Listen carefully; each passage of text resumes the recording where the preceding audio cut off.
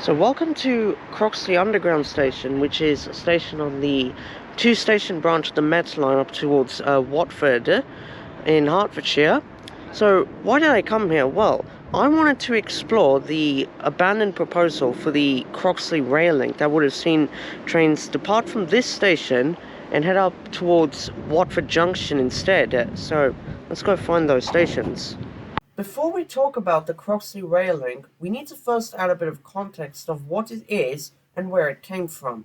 The basis for this new extension can be traced all the way back to 1862, with the opening of the Watford and Rickmansworth Railway. This line connected Watford Junction with the Croxley Mills Goods Yard and Rickmansworth Church Street. At the time, this line had only one intermediate station at Watford High Street. This was part of the first Lord Ebury's plan to have a line between Watford and Uxbridge Vine Street, but this didn't happen. After a while, the Metropolitan Railway was extending into the distant suburbs of Harrow and Pinner, eventually reaching Rickmansworth in 1887, crossing over the Watford and Rickmansworth Railway in the process. The London and North Western Railway faced competition with the Met. With this, they began working on a new branch line from the Watford and Rickmansworth Railway towards Croxley Green, with a station at Watford West. This line opened in 1912. Going off topic, the following year, a new stretch of track was built from Watford High Street towards the current-day Bushey station, with a new viaduct crossing over the River Colne. With this, a new Y-link was also built, allowing trains from Croxley Green to head into central London. This explains why the Overground is a detour from the West Coast Main Line today. Anyway, the new line gave the London North Western Railway a slogan called "Live in the Country," similar to the slogan Metroland that the Met adopted a few years later. In essence, both promoted suburbanization. Anyway, the Metropolitan Railway also built a new branch line starting from between Moore Park and Rickmansworth and went northeasterly, with an intermediate station at Croxley Green, the same one as the current station today, and Watford. This wasn't intended to be the terminus, as we'll see later. Both lines did not meet, sparking confusion over both Croxley Green stations, as they had the same name. The Met Croxley Green station was eventually renamed to just Croxley in 1949. With the Met proving to be more popular with commuting into the city, passenger numbers on the Watford-Rickmansworth Railway and Croxley Green lines started to decline. The line to Rickmansworth was completely closed in 1967, and most of the track was converted into the Ebury Way cycle path. This left the Croxley Green branch on its own and in a state of disrepair. The final nail in the coffin came in 1996, when a bridge was demolished for a new road, severing access to Croxley Green station. As a result, all of the trains were replaced with buses until 2003, when the line was officially closed. This brings us to the new Met extension that was first proposed in the early 2000s. But why didn't it happen?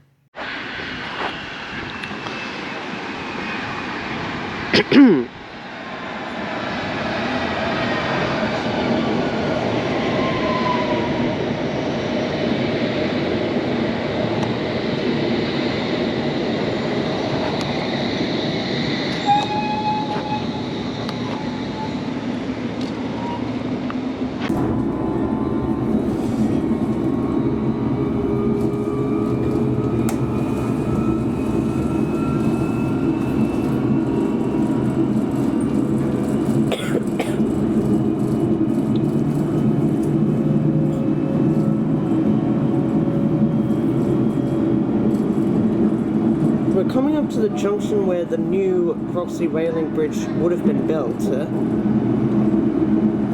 It's after this road bridge.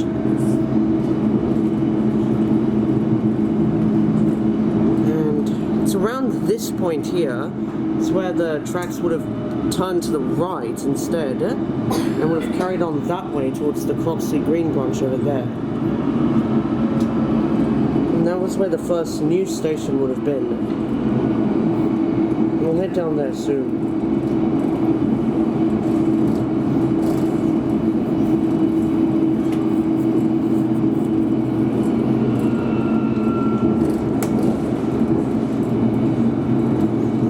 It's the bridge that crosses the Grand Union.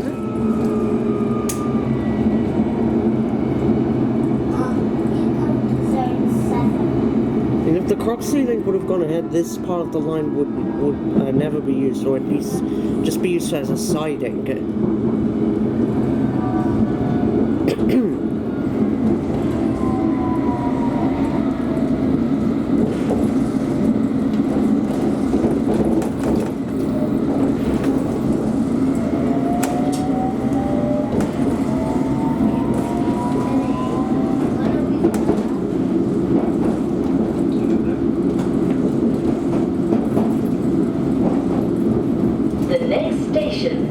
Watford, where this train terminates. Please take your belongings with you when you leave the train. All change. Terminus here is really pointless.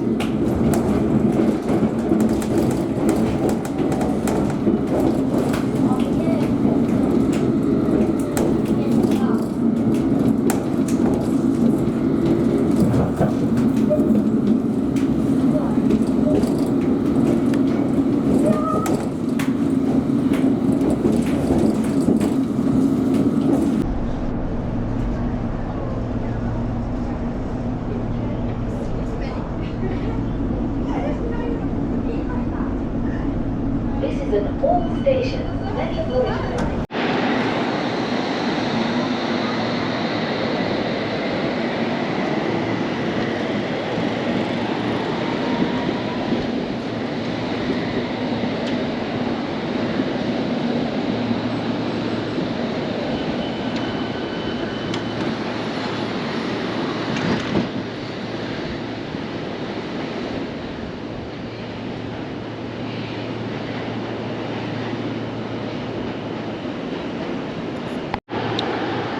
This is the terminus of the Metropolitan Line branch from Moore Park at Watford Station, and this station opened in 1925, and you know the terminus is just located on like a really random road known as Castlebury Park Avenue, and behind the station building around the distance is Castlebury Park itself.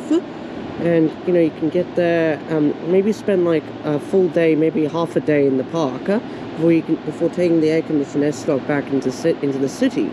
So really, this terminus is fine if you want to go to Castlebury Park, but it's not fine for anyone who's trying to access the town centre of Watford. And actually, this wasn't intended to be the terminus of the Metropolitan Line, as the line was meant to go a bit further. When this branch of the Met was being constructed, they envisaged a terminus located right on the high street of Watford, which would have been named Watford Central, but this had two route alternatives.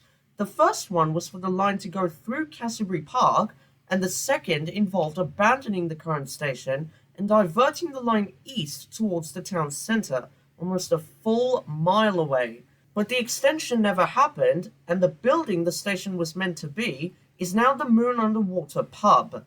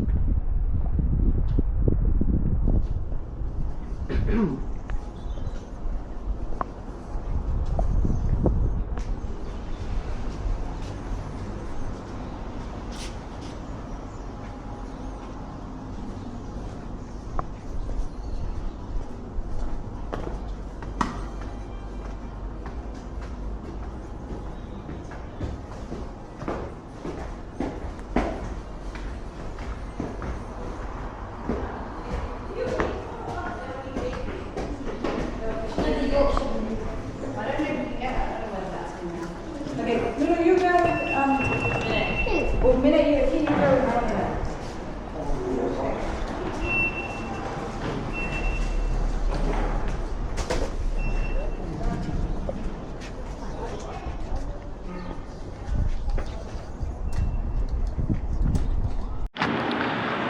Here's the station building of Watford Met. It's designed by C.W. Clark again. And notice that the station is just on a very residential street here on Castlebury Park Avenue. And there is a bus stop here, and you know, people who are coming from the Met can use this bus stop in order to get to the town centre. But unfortunately, the buses here only accept contactless, which, you know, limits the reach to anyone, particularly the ones who can't use contactless. So there is like a taxi rank here, I mean, or you can book Ubers to where you need to go, but we're not going to do that right now because I want to head down to where the first stop would have been on the new Croxley extension. And if that went ahead, then this station here would have been closed down for good.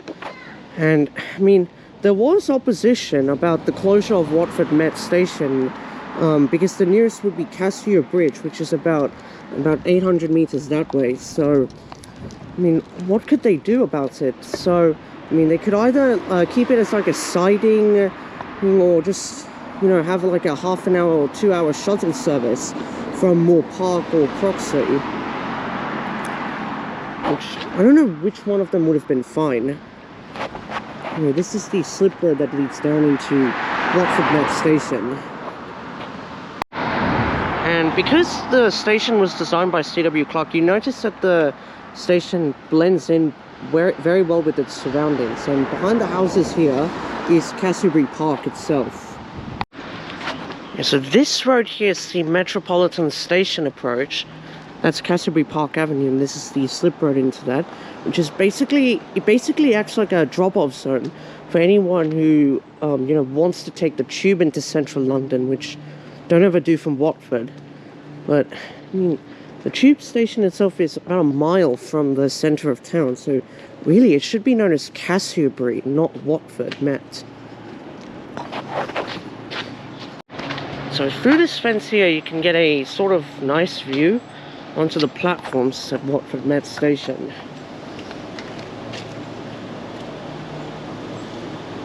And in terms of like services, you get services to Baker Street, which run about every 15 minutes. We're walking along this tree-lined avenue, heading over towards the first stop that would have been built, which was Cassio Bridge. We've replaced the original Croxley Green station. Now, is it true that this road is called Manhattan Avenue? I don't know. I mean, it is called that on Google Maps. I mean, it's shown on Google Maps, but I don't know why that slip road is called Manhattan Avenue.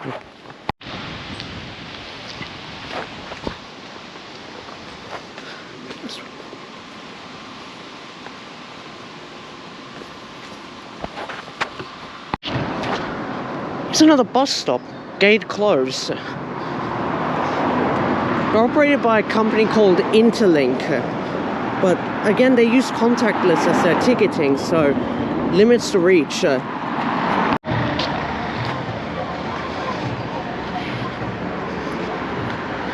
Oh, here we come to a part of Castlebury Park.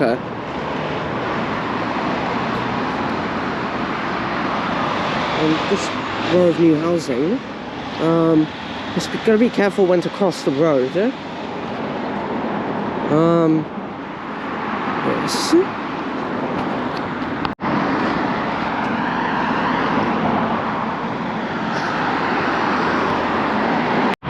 Here's the Grand Union Canal, and that's the bridge that carries the Metropolitan Line.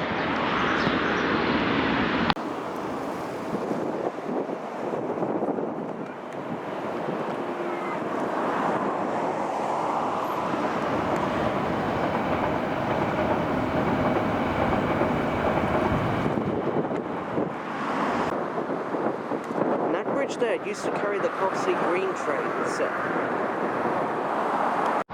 So that bridge there carries the Metropolitan Line trains heading into Watford Met Station. And this is located halfway between both Croxley and Watford Met. So if the Croxley Link were to go ahead, that bridge could have either been used as only for siding trains or just demolished and abandoned altogether.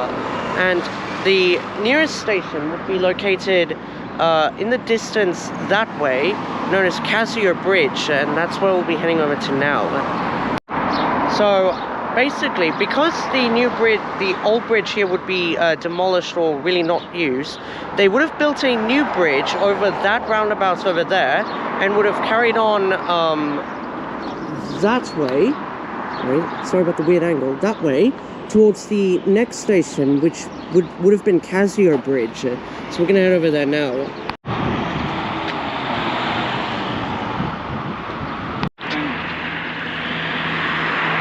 Some abandoned church. So, if I can just angle it right, so like this. Where that bridge is over here would have been the site of Casier Bridge Met Station. And this would have been the station that would have replaced Watford Met. And it would have been located around this sort of business park area, which has a hotel, a few shops and cafes, etc.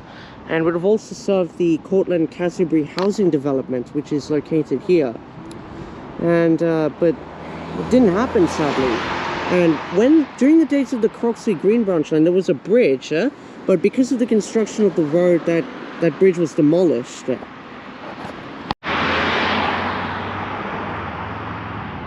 About 3/4 miles away. And now we're walking along this road, heading over to the next proposed station, which would have been Vicarage Road. I'm in Harwood's recreation ground, with like a playground, etc. And just here would have been the site of the next station on the Metropolitan Line extension, which would have been Vicarage Road. Through these wooded trails, and where this fence is, behind that would have been Vicarage Road Station, and I'm pretty sure that was where the old platforms of Watford Stadium would have been. Or actually, Watford Stadium would have been on the other side of the road bridge, and Watford West would be over there somewhere. But both stations were quite a short distance apart. So let's talk a bit about this station. So this station would have been the second one on the cancelled Metropolitan Line extension. Whoa, okay. And this station would have served the Watford General Hospital, which is nearby, as well as the Watford FC, which are currently in Watford Stadium. So, I mean, this station was planned to be known as Watford Hospital in the planning stages. And speaking of that, Casier Bridge, which would have been the first on the Met extension, was to be called Ascot Road in the planning stages. But the name was changed to be Casier Bridge so that it can avoid bearing the name of the street. But Vicarage Road would be named after the street of the same names because it ties in more closely with Watford FC, which is, the name near on Vicarage Road itself.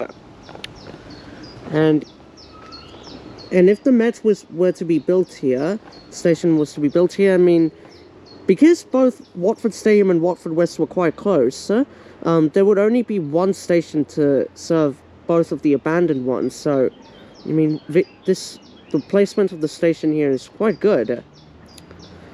And now, with the closure of Watford Met Station, how would people access the Metropolitan Line if Watford Met were closed? Well, the station is located in Cassiobury, and the nearest station from Watford Met would have been Casier Bridge. So, in order to allow for people to access Casier Bridge and Watford Vicarage Road, or even the Metropolitan Line more easily, both stations would need to be fitted with a minimum of a park and ride station. Now, what is a park and ride station, you may be asking? A park and ride station is basically a station that has a large car park of its own. So people would basically drive from where they live, park their car at the station, and then hop on the train for the rest of their journey into the city. They can increase the rate of suburbanization, as currently people live quite close to the city in London, where houses are more expensive. In suburban towns like Watford and Amersham, house prices tend to be cheaper, so rapid suburbanization can take place. Park and rides can also discourage the use of parking in the city, where parking is more expensive. Generally, if a station is fitted with a park and ride, you would expect the station to be much busier than conventional stations like Watford High Street. Before we talk about why the new rail link would need park and rides, I want to use a case study example of the park and ride system in Perth, Australia, to talk about a perfect system of park and rides. The coastal link between Yanchep and Mandurah via the city of Perth spans almost 110 to 120 kilometers.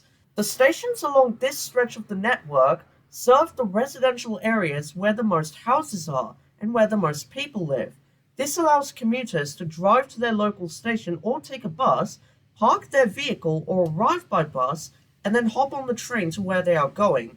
And the opposite is true in the evening. The stations themselves are placed in very strategic locations, usually around sites that have shops and other town centers nearby, providing easier access. Combined with the fact that they have car parking, most of the stations are also fitted with bus terminals with feeder bus services, linking the station and connecting at their other end to suburban bus routes, providing easy local transport options for suburb connections. They have a unified fare system and can also save residents money, as they can only use their cars for local trips around their suburb. They don't really need to rely on insurance, petrol, or tolls much. Perth residents can also avoid the city congestion and parking fees if the park and ride station is worth it for them. However, disadvantages could include the possibility of polluting the suburbs with the high density of cars in suburban streets. This is particularly seen during morning and evening peaks, when people are trying to get to work or heading home. And it doesn't make sense for people who live closer to the city than the location of their local station. This would require them backtracking to their local station if they want to use the train to get into the city, or are very dependent on using public transport. Anyway, back over at Watford, if the Croxley Rail Link went ahead, which it never did, we could make Vicarage Road Station as a park and ride and bus interchange, as the station would have been right next to a large allotment block. The new station, if built, would provide convenient transfers to local, suburban, or feeder bus services, which could serve Canterbury residents with easy form of local transport to a nearby train station from where they live. However, there is not really any space to construct a similar style bus interchange, park and ride station, whatever, at Cassio Bridge, but we can try and upgrade Croxley into a park and ride station, as it already has a car park of its own. Now, what I have proposed to a mothballed proposal would be quite ambitious for the local area, but the area is still susceptible to congestion and pollution. So the problem is that we would need to find a way to somehow upgrade the roads in the area in order for the roads to handle such a high volume of traffic during the morning and evening peaks.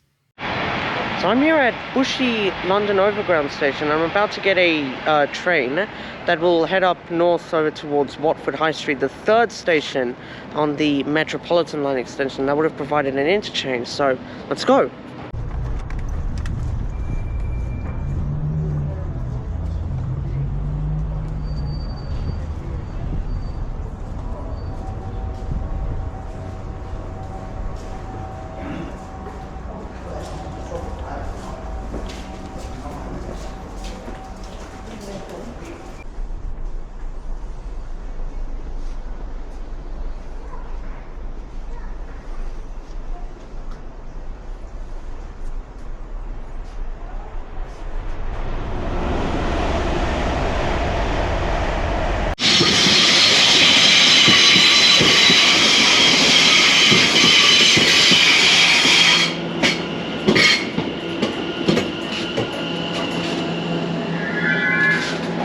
Green branch line, and we'll shortly approach the junction where they used to merge.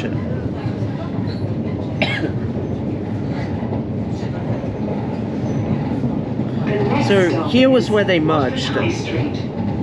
Right here. This is where they merged.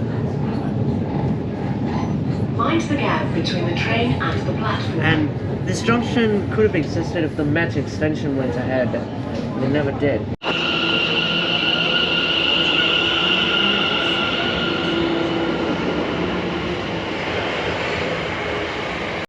So welcome to Watford High Street. This would have been the third stop on the Metropolitan Line extension, and the junction would have been located just around the corner here, and I would have seen Metropolitan Line trains. Now, the Metropolitan Line trains are 8 cars, and I think the platforms here can only accommodate 5 cars, so the platforms would need to have been extended in order to allow for those 8-car trains. And currently, Watford High Street is not step-free, but had the extension would have the extension gone ahead, Watford High Street station would have been converted to have step-free access instead, with new lifts, and there could have possibly been a new entrance right here where this bridge is, but unfortunately that never happened. So, and Watford High Street just remains a very inaccessible station to people with disabilities. And this is still the closest station to Watford Town Centre, actually the main station close to Watford Town Centre, and the Metropolitan Line coming in would open a lot of connectivity between the two sides, between Croxley and Watford.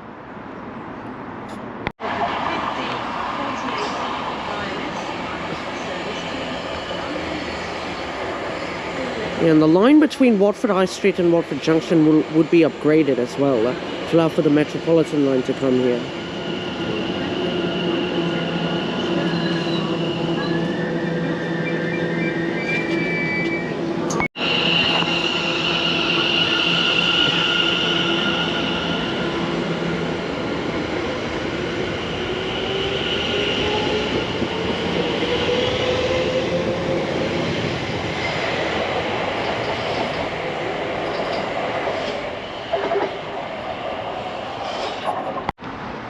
So the Metropolitan Line, if it ever came here, would have trains about every 15 minutes off peak, which combined with the overground station, that would leave Watford High Street with a train every 7.5 minutes. Which is quite good for a high street station, or could have been quite good, but it's not today.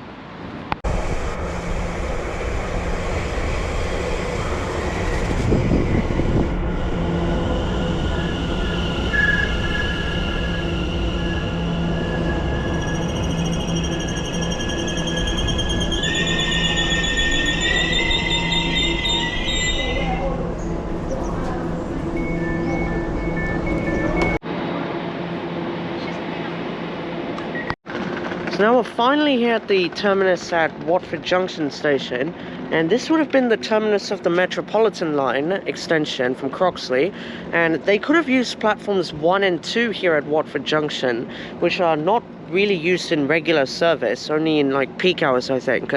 But the Metropolitan Line coming into Watford Junction would open a lot of commuting opportunities from this station. You can access the nearby bus terminal, which is over there, which even has a connection with the Harry Potter shuttle bus services, which take you up to the Warner Brothers studios.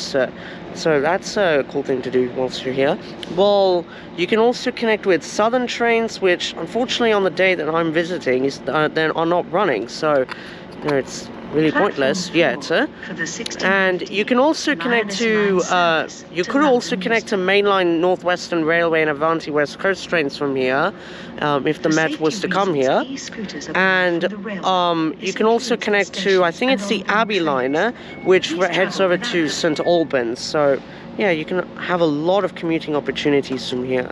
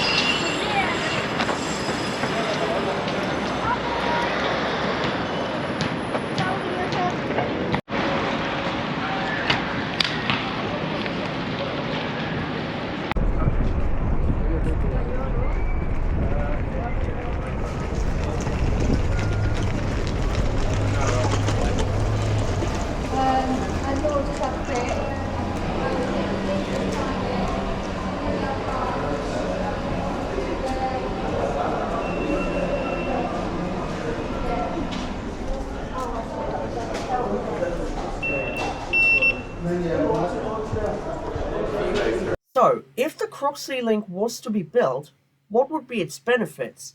Well, it could have provided direct service by the Metropolitan Line to the town centre of Watford itself, and would have also provided good rail access between both Croxley and Watford. Services to Amersham and Chesham would have also been possible via the North Curve track, which currently only sees 3 regular passenger trains a day. Unfortunately, due to funding issues, the project was shelved in 2018, and since then, various alternatives were considered. A restoration of the shuttle service to Croxley Green, diverting the Met via the Ebury Way to reach Watford Junction, or converting the Abbey line to light rail and extending it down the Croxley Green line. However, I don't see these proposals as being good or do anything to compensate the loss of the Met extension. So, while ambitious this extension may be, we're not going to see anything from it for a very long time. So I'm here at Watford Junction on platform 9, I think, and yeah, that's the Croxley Rail Link, a rather ambitious proposal to extend the Metropolitan Line to this station, but it never went ahead, so yeah, that's sad. Anyway, I'm waiting for my next Northwestern service back at about 4:32, so yeah, I'll catch the train and I'll see you all in the next video. Thanks for watching.